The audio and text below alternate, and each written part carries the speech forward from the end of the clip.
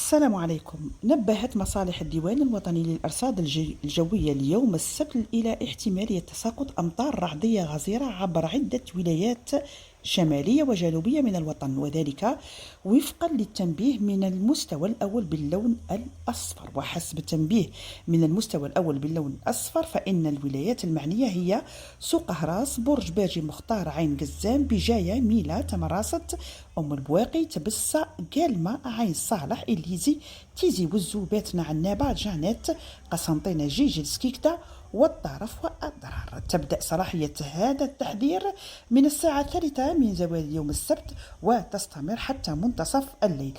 وتشير التوقعات إلى أن كمية الأمطار قد تتعدى 15 ملم، مما يستدعي أخذ الحيطة والحذر من طرف المواطنين خاصة المصطفين. تأتي هذه التحذيرات في إطار الجهود المبذولة من طرف الديوان الوطني للأرصاد الجوية لحماية المواطنين والممتلكات من مخاطر الأمطار الغزيرة، خاصة في ظل الظروف الجوية غير المستقرة التي تشهدها البلاد. فلذلك ينصح متابعة النشرات الجوية واتخاذ الإجراءات اللازمة لتفادي أي أضرار محتملة.